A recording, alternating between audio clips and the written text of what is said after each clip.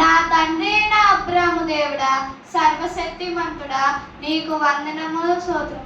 నీవు నన్ను ప్రేమించి రిబకా అనే గుణవంతురాల భార్యను నాకు అనుగ్రహించి ఉన్నావు. నా 40వ ఏట నాకు వివాహము జరిపించి ఉన్నావు. ఇప్పటికి 60 ఏళ్ల వాడును, అయినను కుమారులైనను కుమార్తెలైనను లేరు. నీవు జీవము గల దేవుడువు, మరణించిన దాన్ని జీవించగల శక్తిమంతుడు, శూన్యం నుండి సమస్తము చేయగలవాడు. నా తండ్రి నా అబ్రాముకు 100వ ఏట కుమారులను గురించిన శక్తిమంతుడా, నన్ను ప్రేమించి నీ శ్వాసము బహుమానము నేను పొందుకున్నట్లే రిబకాకు గర్భఫలము దయచేయము తండ్రి. ఆమె కాలము గడిచిన పిమ్మట రెబెకాలో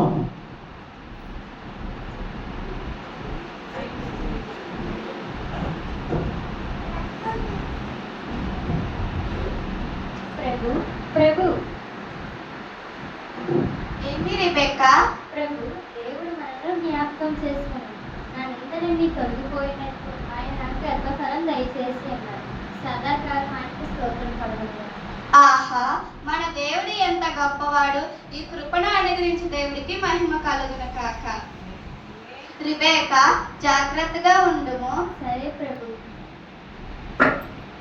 ఈలాగున గర్భమందు పిండము పెరుగుచుండగా రెబెకాకు నెలలు నిండుచు ఉన్నది. అలాగున రెబెకాకు నెలలు నిండుతున్న సమయములో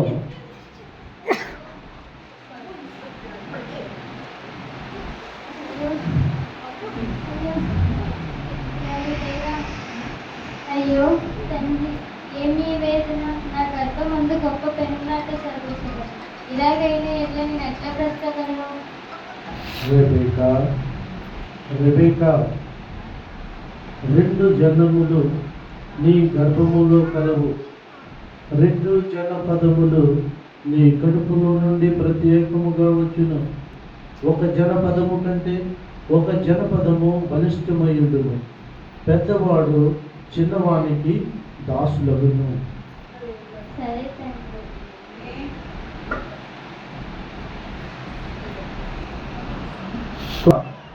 పెద్దవాడు ఒళ్ళంతా రోమములు గలవాడై ఎర్రగా ఉండెను. ఆ పతుడు వేట యందు నేర్పరి అరణ్యవాసిగా ఉండెను. అతడు ఎర్రగా ఉండి ఒళ్ళంతా రోమములు కలిగి ఉన్నందున అతనికి ఏసావు అని పేరు పెట్టింది.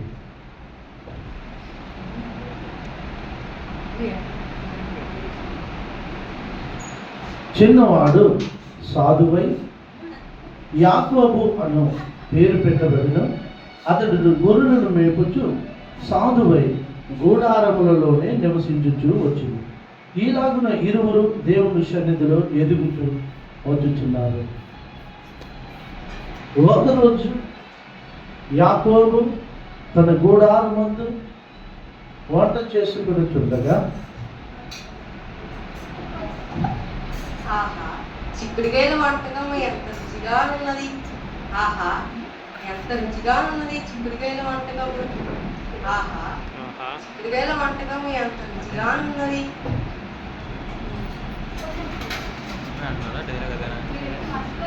తమ్ముడు యాకోబు, ఏమి చేయుచున్నావు?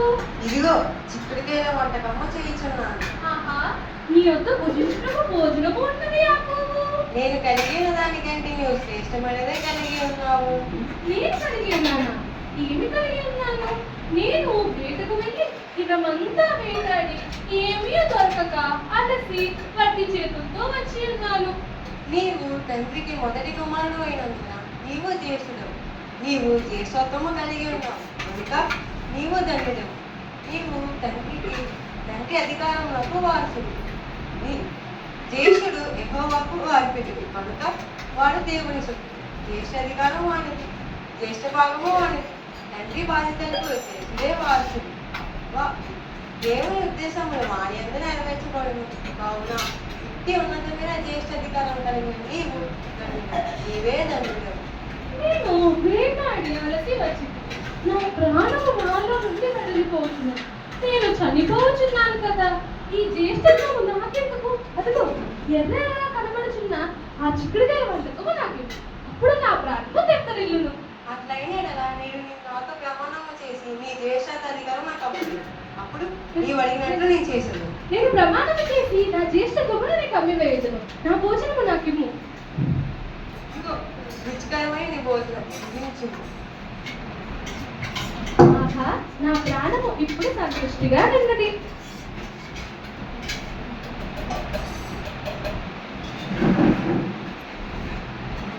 ఆ విధముగా తన జ్యేష్ఠత్వమును నిర్లక్ష్యపరిచి ఏసావు తన జ్యేష్ఠత్వమును యాకోబుకు ఒక పూట కూటి కొరకు అమ్మవేసి ఉన్నాడు.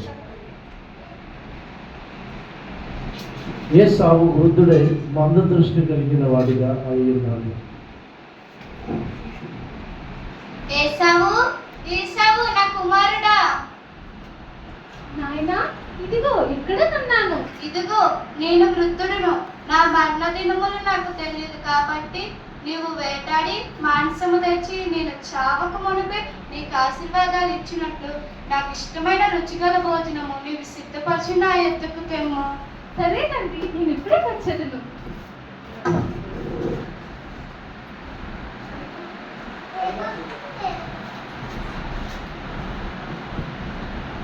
నాయనా నా కుమారుడా యాకోబు, ఇక్కడే ఉన్నాను.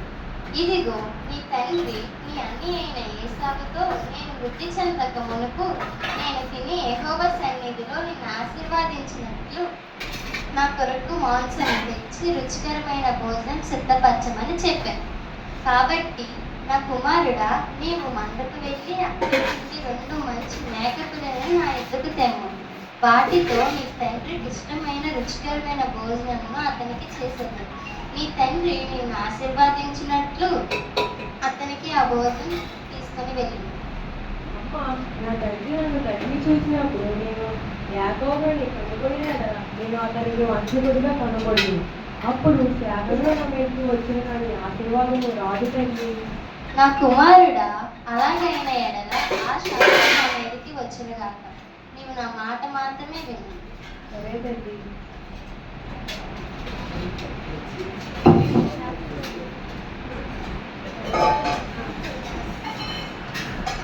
యాకోబు చెప్పుము, ఇదిగో నేను అడిగిన 2 మేకపిల్లలు.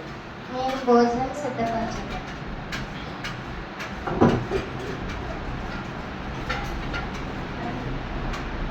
ఆయన నా కుమారుడా యాకోబు, ఇదిగో నీ అన్ని అయిన ఏసావు యొక్క సొగసైన వస్త్రములు నీవు ధరించుకొను.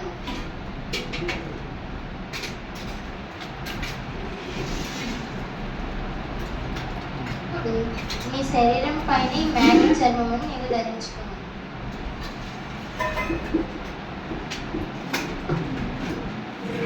ఇప్పుడు నీ తండ్రి వద్దకి ఆహారం తీసుకొని వెళ్ళింది. సరే తండ్రి.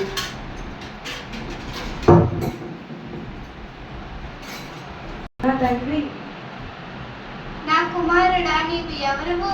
నేను ఏసావు అను నీ జ్యేష్ఠ కుమారుడు. నేను నాతో చెప్పిన ప్రకారము చేసి ఉన్నాను. నన్ను దీవించటకై మీరు దయచేసి లెక్కి కూర్చుండు. నేను వేటాడి తెచ్చిన దానికి తినేది. నా కుమారుడా, ఇంత శీఘ్రంగా అది ఎటులో దొరికినది? నీ దేవుడే యెహోవా దీనిని నా ఎదుటకు రప్పించడం వల్లే నాకు దొరికినది. నీవు నా జ్యేష్ఠ కుమారుడే సవ్వో కావో నేను తడిమి చూచుదును, రమ్ము. స్వరము యాకోబు స్వరము వలె ఉన్నది, చేతులు ఏసావు చేతులే. నువ్వు నా ఏసావు అయిన జ్యేష్ఠ కుమారుడువేనా? అవును, నేనే తండ్రి. నా కుమారుడా, దగ్గరికి వచ్చి ముద్దు పెట్టుకొనుము. ఇది నా కుమారుడైన ఏసావు వాసనే.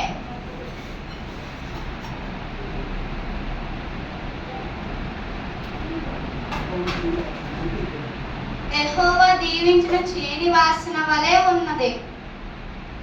ఆకాశపు మంచు, భూసారము, విస్తారమైన ద్రాక్షారసములు దేవుడు నీకు అనుగ్రహించిన గాక. జనులు నీకు దాసులు గుందురు, నీ బంధువులకి నీవు ఏలికై ఉందువు. నీ తల్లి పుత్రులు నీకు సాగిలపడుదురు. నిన్ను శపించిన వారు శపించబడుదురు, నిన్ను దీవించిన వారు దీవించబడుదురు. సరే తండ్రి.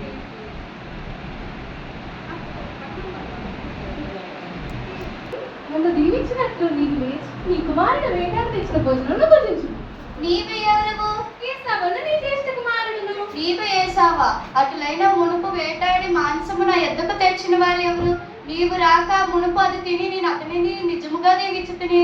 అతను దీవించబడిన వాడు. నీ సహోదరుడు కపట ఉపాయంతో వచ్చి నీకు రావాల్సిన దీవెనను తీసుకొని పోదును. అతను నిజముగా దీవించుతున్నాడు. తండ్రి తండ్రి తండ్రి నన్ను దీవించుము తండ్రి. అయ్యో తండ్రి నన్ను దీవించుము. యాకోబుని పేరు మనకి సరైనది. వాడు 2 మార్లు నన్ను మోసగించి ఉన్నాడు. 1వసారి నా జ్యేష్ఠత్వమును తీసుకొని పోయాడు. 2వసారి దేవుడు నాకు అనుగ్రహించిన ఆశీర్వాదములను కూడా తీసుకొని పోయినాడు. అయినా యాకోబును శపించి ఏది లాభము? నీవే కదా దేవుడు నాకు అనుగ్రహించిన ఆశీర్వాదములను తృణీకరించింది. దేవుడు ఇచ్చిన ఆశీర్వాదములను పోగొట్టుకొని ఉన్నాను కనుక నా స్వాస్థ్యము నవ్వుల పాలవును. అయ్యో దేవా, నీవు నాకు ఇచ్చే ఆశ్రయమును నేను తృణీకరించింది కనుక నేనిప్పుడు పాడైపోవదును.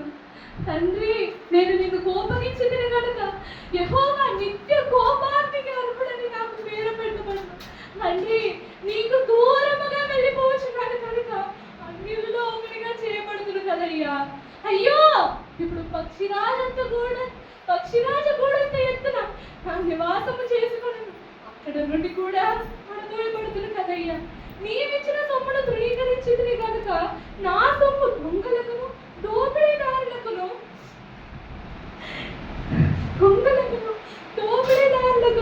అప్పగింపబడును. నాతో సమాధానముగా ఉన్నవారే నన్ను బలాత్కారము చేయుదురు. దేవా, నా అన్నము తినవారే నాకు ఉరి ఉంటుదురు కదా. తండ్రి, నిన్ను విసర్జింపవాడు ఎలాగ విసర్జింపబడను నాకు ఇప్పుడు తెలియచినదయ్యా. ఏసావును నేను ద్వేషించుచున్నాను, యాకోబును ప్రేమించుచున్నానని నీవు అన్నమాట సరియే కదా. నీవు నాకు అనుగ్రహించిన జ్యేష్ఠత్వపు కిరీటమును నేను తృణీకరించింది. అందుచేతనే కదా నీవు నన్ను ద్వేషించుచున్నావు, నా తమ్ముడిని ప్రేమించుచున్నావు. తండ్రి, ఇప్పుడు నేను దాన్ని పొందగలుచున్నానయ్యా. నన్ను క్షమించుము. దయచేసి నాకు మళ్ళీ నేను తృణీకరించిన దాన్ని, నేను విసర్జించిన దాన్ని నాకు మరలా దయచేయమయ్యా. ఇప్పుడు నేను దాన్ని పొందగలుచున్నానయ్యా. ఇప్పుడు నన్ను క్షమించు. నాకు దయచేయము తండ్రి, నాకు దయచేయము. ఆమె ఎంత ఏడ్చిందన్నా దానిని అలాగని తన శ్వాసను విసర్జించుకున్నాడు. హల్లెలూయా. దేవునికి మహిమ కలుగును గాక. ఉన్నతమైనటువంటి